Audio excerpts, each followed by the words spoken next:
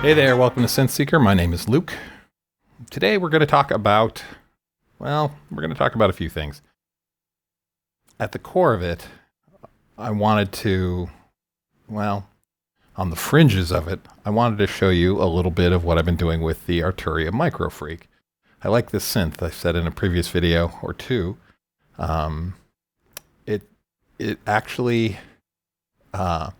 It's just really fun to use. This is a fun synthesizer, absolutely. And as I was going through all the patches, and then sort of removing some presets, then going through the manual and sort of starting to build my own and tweak things and understand how it works, it occurred to me that there's been this sort of pattern happening. And it's probably been happening for years and years, but for whatever reason, the YouTube algorithm over the last couple of weeks has been throwing videos at me of tier lists of synthesizers and the top 10 synths for X and things like that, and just all this content. And I know, like, because I clicked on one of them, they're going to just keep serving me other ones. But it got to be not annoying, but it just strikes me that all synths are good synths is at the position that I'm working from. It doesn't really matter. And I think everyone knows that.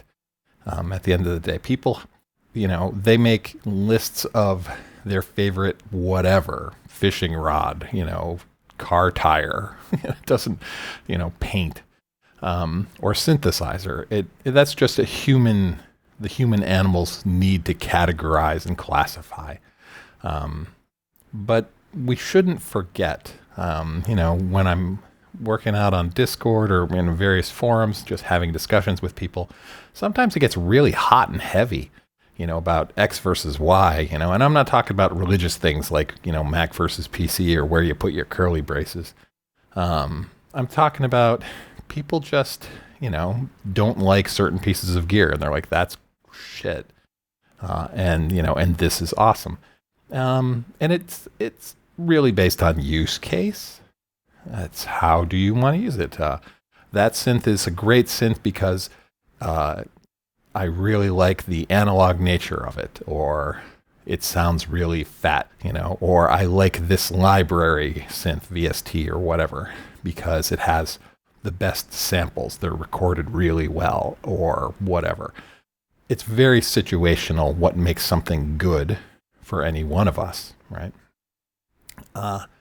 And rather than, I was going to do this video on the Microfreak and sort of try and express how much I like it, when it occurred to me that really what I should probably do is show a patch on the Microfreak that's pretty not amazing, right? Just be like, look, any synth can sound bad. You can make any synth sound bad. That whole modular, what do I use my modular for? Well, we make fart noises with it, right? That whole meme exists for all synths, right? And so today, what I'm going to do is I'm going to show you how I can take a relatively mediocre patch on the Microfreak. And then, like anything, it doesn't matter what synth you're using. If you process it, take it into the box, record it, and then mangle the recordings or apply effects to it, you really can make anything sound good, especially if you then have it play notes or harmonies or melodies that you enjoy, okay?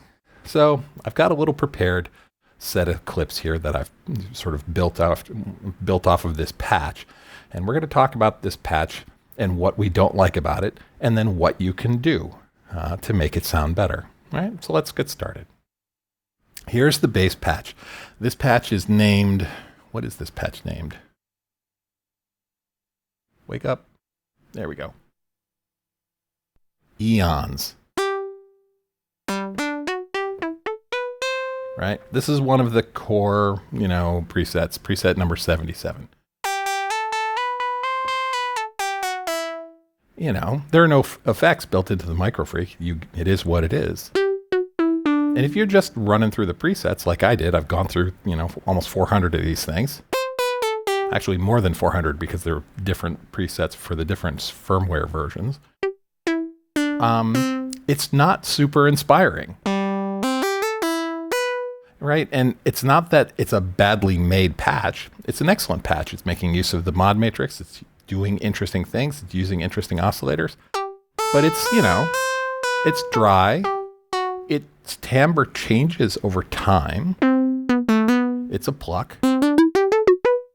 And then based on you know, the Microfreak has this sort of pseudo velocity thing. I mean, I think it translates to velocity for MIDI coming in, but it's, you know, the surface area of the key that you press. We can get a real sort of round hollow sound or push it out. Right? That's tweaking that oscillator, the wave timbre, you know. So here's something that if you were to buy this, bring it home, dial this preset up and listen to it. You know, if you're in the Dusseldorf school, right, if you're doing craft work, you'd be like, okay, that's pretty cool. But, you know, but if you're doing ambient or you're doing Berlin school or you're doing prog rock or something, it's like, this kind of sounds like, okay, warning, trigger warning. This kind of sounds like someone might say, well, it's kind of like a toy. Ooh, I know, terrifying, don't say that. It's not a toy, right? All of my synths are toys because I'm a big child, right? But it's not a, you know, if you go pull up a Roland workstation and, you know, pound out a big thick pad, you know, chord on a pad, and it's got a built-in effects and it's going to shimmer and do all sorts of crazy stuff. You're going to get all kinds of time-based modulation and stuff going on and filter sweeps. This ain't that. So, you know, someone plunks down $400 or whatever for one of these, gets it home, starts going through it, and, you know, you might be disappointed. Well, this video is don't be disappointed. It doesn't matter. If you're using VSTs and you're just using free VSTs and you're using something that's just a simple sawtooth VST synth, single oscillator, no effects, and you're like, man, I wish I had the money to buy something else, just slow down, right? There are free effects. You can process the hell out of it and turn it into something interesting, all right? So I'm going to process this in Ableton with a bunch of Ableton built-in effects. Nothing fancy. And I'm going to use a free reverb from Valhalla, okay? And we're going to make this sound awesome. So what we've got is that, all right? Now, people who complain and say, oh, it's thin, it doesn't sound good, or they'll, on any synth, right? They're like, oh, that synth doesn't sound fat. The oscillators are digital, or maybe they're analog, but we don't like them. They're the wrong chipset, something like that. You know, those are valid. Everyone's personal thought about a synth is I'm okay with, right? But you can fix just about anything, okay? So it's not, it's kind of a flat sort of sound, right? Well, just frickin' apply an EQ, right? You know, here, let's go down an octave or two. Right? And just turn up the low end. That's fat, right? You know, and it's just an EQ, right? It's not that big a deal. Dial in what you want. Everything's got an EQ. It's not like you don't have enough money to buy an EQ plugin, right? And so apply some EQ, right? This is a mono synth. Mono meaning it's not stereo, right? So what have I done with this EQ? I've bumped the high end a little bit, and I'm actually trimming the low end a little bit because I like that. And it's not in stereo. I want it to be in stereo. We'll apply a chorus, okay? Oh, you know what? I lied. That's not a stock Ableton. Ableton has an excellent chorus and a really good chorale plugin. But I'm really sold on this Dimension D from Arturia because I like that old Roland rack mount unit that it's emulating. But it's some chorus. Okay? So we've applied a little chorus to it. We've got some modulation. That's some movement. I want a little bit more. So we're going to throw a phaser on here.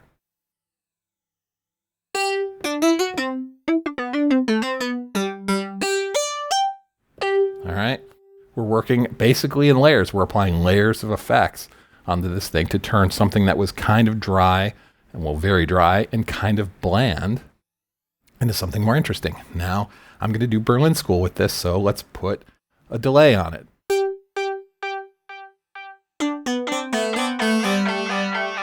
All right, so that's a delay with dotted eighth notes.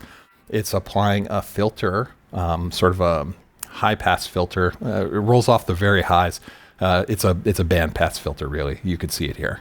Right, we're pulling some of the highs out every time it repeats, and we're pulling the low end out. So it sounds like it's doing that old time radio kind of thing. All right, and then we're going to stick this Valhalla reverb on it. Now this is a free reverb from Valhalla DSP, super massive. Go pick it up, right? Costs nothing. It's an excellent, and it's going to pull in that shimmer in the background.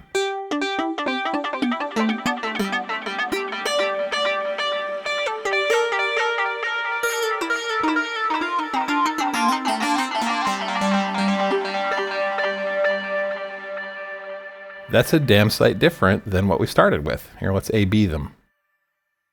So here it was right out of the Microfreak.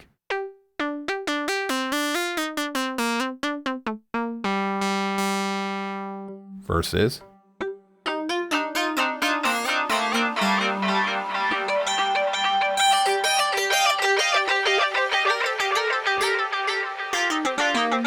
you can do that with any synth, okay?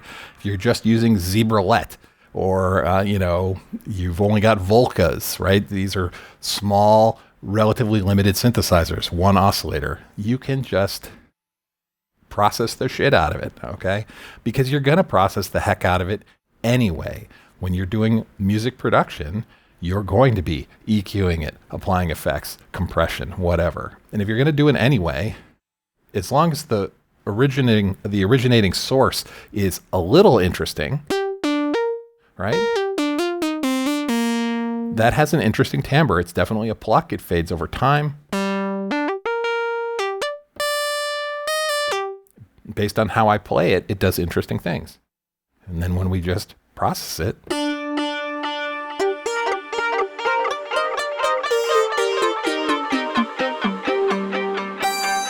right? And the other thing we do is, this is only a 2-octave keyboard, right? So play with the extreme ends of the range. Right? You can get some interesting things going there.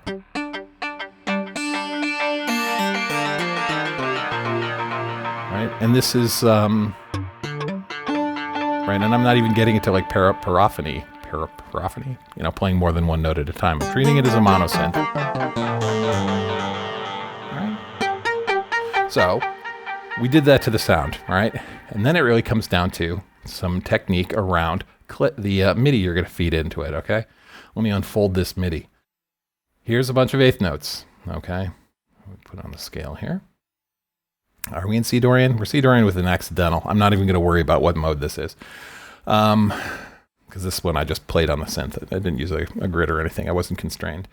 I've got a series of eighth notes here, okay?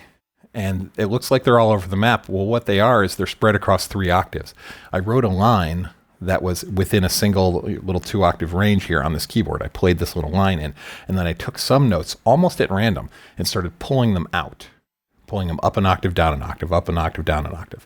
Because when you're going to deal with this monosynth and you've got this interesting texture and you've got this interesting processing, especially with the delay and this sort of shimmery reverb, spreading your line across your arpeggiation across 3 or even 4 octaves can be really interesting. So let me play you this clip and you'll hear what I mean.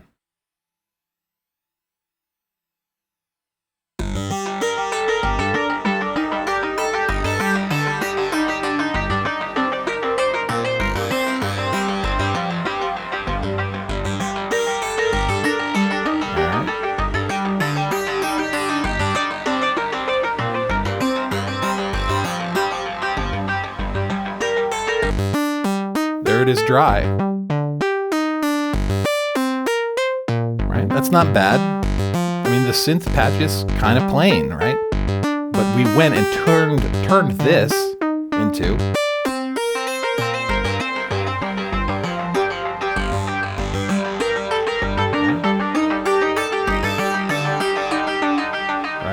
got other variations. I took that and I did another variation.